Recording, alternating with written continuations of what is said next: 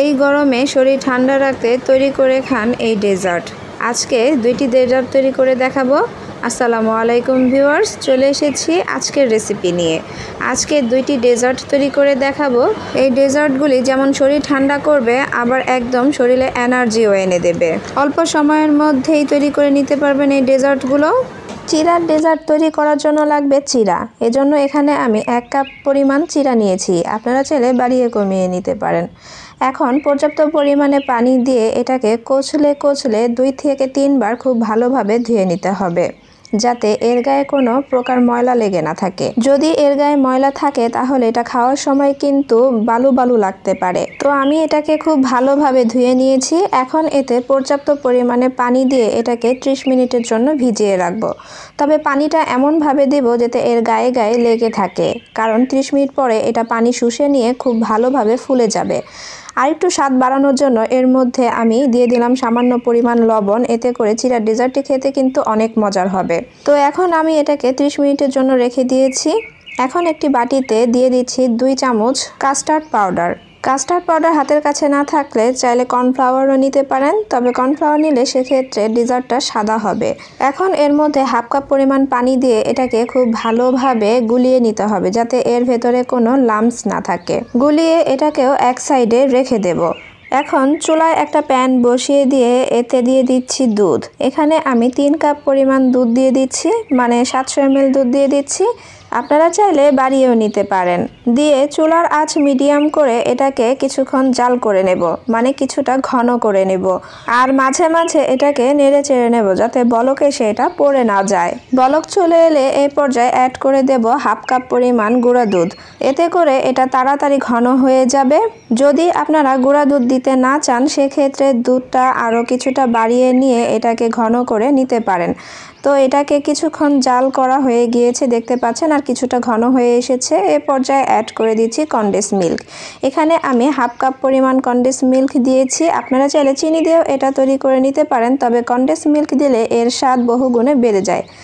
এখন এই কাস্টার্ড পাউডারটাকে আবারও কিছুক্ষণ গুলিয়ে নিতে হবে, কারণ কাস্টার্ড পাউডার গোলানোর পরে নিচে কিন্তু জমে থাকে। তার জন্য এটাকে আবারও চামচ দিয়ে গুলিয়ে নিয়ে চুলার আঁচ লো করে দিয়ে এ পর্যায়ে অ্যাড করে দিতে হবে।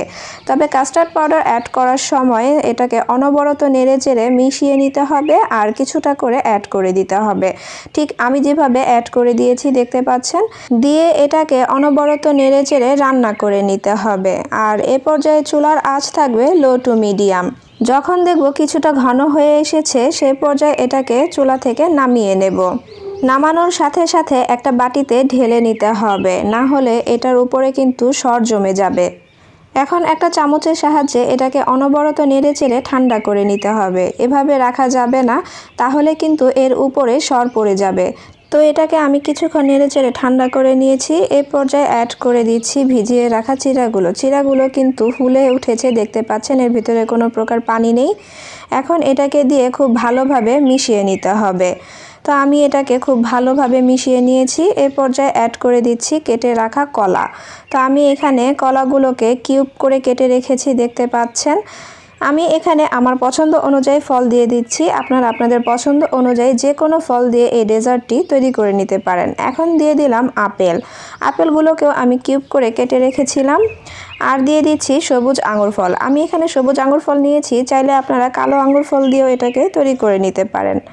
এর উপরে গার্নিশের জন্য দিয়ে দিচ্ছি খেজুর। খেজুরের বিচিটাকে কিন্তু আমি ফেলে দিয়েছি। ফেলে দিয়ে মাঝখান থেকে এটাকে 4 ভাগ করে কেটে নিয়েছি। তার উপরে দিয়ে দিচ্ছি ডালিম। একটু আকর্ষণ বাড়ানোর জন্য যেভাবে তৈরি করলে এটা ভালো লাগবে আপনাদের কাছে, ঠিক সেভাবে করে এটাকে তৈরি করে নিতে পারেন। আর তৈরি হয়ে গেল চিড়ার ফ্রুট ডেজার্ট। চাইলেই এভাবে পরিবেশন করতে পারেন, আবার চাইলে কিছুক্ষণের জন্য ফ্রিজে রেখে ঠান্ডা ঠান্ডা পরিবেশন করতে পারেন। ডেজার্টটি তৈরি করতে প্রথমেই লাগবে সাবুদানা। তো সাবুদানা এখানে আমি নিয়েছি 1/2 কাপ। আপনারা বাড়িয়ে কমিয়ে নিতে পারেন, যার যেমন প্রয়োজন সেই অনুযায়ী নিয়ে এটাকে তৈরি করে নিতে পারেন।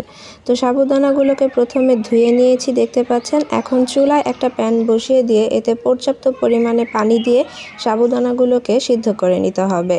তবে সাবুদানা সিদ্ধ করার সময় একটু বেশি পানি দিয়ে এগুলো সিদ্ধ করবেন, তাতে করে সাবুদানাগুলো খুবই ঝরঝরে হবে। যখনই দেখবেন সাবুদানা সাবুদানাগুলো এরকম কালার চেঞ্জ হয়ে গিয়েছে, তখনই বুঝতে হবে সাবুদানা সিদ্ধ হয়ে গিয়েছে। এখন এটাকে নামিয়ে পানি ঝরিয়ে নিতে হবে। পানি ঝরানোর সাথে সাথে সাবুদানাগুলো আবার পানি দিয়ে ধুয়ে নিতে হবে, এতে করে সাবুদানা একটা আরেকটার সাথে লেগে যাবে না। আর সাবুদানাগুলো সিদ্ধ করতে সময় লেগেছে 5 থেকে 6 মিনিট। এখন এটাকে একটা সাইডে রেখে দেব। এখন একটা আপেল নিয়েছি, আপেলটাকে পটেটো পিলারের সাহায্যে ছিলে নেব। এখানে তো আমি আপেল নিয়েছি, চাইলে আপনারা যে কোনো ফল দিয়ে এখানে করে নিতে পারেন। যার যেমন পছন্দ সেই অনুযায়ী এখানে ফলটা নিয়ে নেবেন। আপেলের ছালটা শক্ত হয়, তাই আমি এটাকে ছিলে নিচ্ছি। আপনারা চাইলে এই ছাল সহকারেও দিতে পারেন, তবে ছিলে নিলে খুবই ভালো হবে। ছিলা হয়ে গেলে এর মাঝখানের অংশটাকে ফেলে দিয়ে এটাকে ছোট ছোট কিউব করে কেটে নিতে হবে। আমি আমার পছন্দ অনুযায়ী কেটে নিচ্ছি, আপনারা আপনাদের পছন্দ অনুযায়ী যে কোনো সাইজ করে কেটে নিতে পারেন, তবে ছোট ছোট সাইজ করে কেটে নিলে এর জন্য খুবই ভালো হয়। তো আপেলটা কাটা হয়ে গিয়েছে, এখন একটা বাটিতে উঠিয়ে এক সাইডে রেখে দেব। এখানে আমি 2টি কলা নিয়েছি, আর কলাগুলো খুবই পাকা, আপনারাও চেষ্টা করবেন পাকা কলা নিতে। এখন কলাগুলোকে আমি ছিলে নেব। এখানে আমি ছোট কলা নিয়েছি, তাই 2টি কলা নিয়েছি। আপনারা যদি বড় কলা নেন তাহলে 1টি কলা নিলেও হবে। নিয়ে কলাকে মাঝখান থেকে ফেরে তারপর এটাকেও ছোট ছোট স্লাইস করে কেটে নিতে হবে। কাটা হয়ে গেলে এটাকেও একটা বাটিতে উঠিয়ে এক সাইডে রেখে দিতে হবে। এখন একটা মিক্সিং বোল নিয়েছি, আর সাথে নিয়েছি 3 প্রকারের জেলো, আর এই জেলোগুলো এখন আমি এই মিক্সিং বোলে দিয়ে দেব। এখানে আমি রেড, অরেঞ্জ আর গ্রিন জেলো নিয়েছি, আপনারা চাইলে যে কোনো কালারের জেলো নিয়ে নিতে পারেন। আর এই জেলো রেসিপি আমার চ্যানেলে অলরেডি আপলোড করা আছে, চাইলে আপনারা দেখে নিতে পারেন। খুব সহজেই বাড়িতে তৈরি করে নিতে পারেন এই জেলো। দেওয়া হয়ে গেলে জেলোটাকে আলতো হাতে একটু মিক্স করে নিতে হবে। মিশানো হয়ে গেলে এর মধ্যে অ্যাড করে দিতে হবে কেটে রাখা আপেলগুলো, আর সাথে দেব কেটে রাখা কলা। দিয়ে এটাকেও আলতো হাতে খুব ভালোভাবে মিশিয়ে নিতে হবে। সারাদিন রোজা রাখার পরে ইফতারিতে এভাবে করে আপনারা চাইলেই এই সাবুদানা ডেজার্টটি তৈরি করে নিতে পারেন। অল্প সময়ের মধ্যে তৈরি হয়ে যায়, আর খেতেও কিন্তু অনেকটা টেস্টি হয়। এখন এর মধ্যে দিয়ে দিলাম সাবুদানা, দিয়ে এটাকেও খুব ভালোভাবে মিশিয়ে নিতে হবে। এখন মনে হচ্ছে সাবুদানা একটা আরেকটার সাথে লেগে আছে, এর মধ্যে দুধ দিলে এটা ঠিক হয়ে যাবে। এখন অ্যাড করে দিচ্ছি দুধ। এখানে আমি 1.5 কাপ পরিমাণ দুধ দিচ্ছি, আপনারা চাইলে বাড়িয়ে কমিয়ে দিতে পারেন। বেশি করে ডেজার্ট তৈরি করলে আরও কিছুটা বেশি দুধ লাগবে, তবে দুধ দেওয়ার সময় মনে রাখবেন দুধটা যাতে একদম ঠান্ডা থাকে। আমি কিন্তু ফ্রিজে রেখে এটাকে ঠান্ডা করে নিয়েছি। এখন দিয়ে দিচ্ছি 1/2 কাপ পরিমাণ কনডেন্স মিল্ক। এখানে আমি চিনি দিচ্ছি না, কনডেন্স মিল্ক দিয়ে এটাকে তৈরি করে নেব। কনডেন্স মিল্কের পরিবর্তে আপনারা চাইলে চিনি দিয়েও তৈরি করে নিতে পারেন, তবে চিনি দিলে দুধের সাথে আগে থেকে জাল করে নিতে হবে, তাই আমি কনডেন্স মিল্ক দিয়ে তৈরি করে দেখাচ্ছি। দুধ দিয়ে এটাকে খুব ভালোভাবে মিশিয়ে নিতে হবে। মিশিয়ে কিছুক্ষণের জন্য নর্মাল ফ্রিজেও রেখে দিতে পারেন। আমি 30 মিনিটের জন্য নর্মাল ফ্রিজে রেখে দিয়েছিলাম। এখন বের করে আপনাদেরকে দেখাচ্ছি কত সহজেই তৈরি হয়ে গেল সাবুদানা ফ্রুট ডেজার্ট। বাসায় একবার হলো ট্রাই করে দেখবেন এই সাবুদানা ফ্রুট ডেজার্ট। এই গরমে শরীর ঠান্ডা রাখতে বানিয়ে নিতে পারেন এই ডেজার্টগুলো। বাসায় একবার হলো ডেজার্টগুলি তৈরি করে দেখবেন, আর তৈরি করলে আমাকে কমেন্ট করে জানাতে ভুলবেন না। আজ এ পর্যন্তই, আবারও হাজির হয়ে যাব নতুন কোনো রেসিপি নিয়ে। সে পর্যন্ত সবাই ভালো থাকবেন আর আমার জন্য দোয়া করবেন। আল্লাহ হাফেজ। আসসালামু আলাইকুম।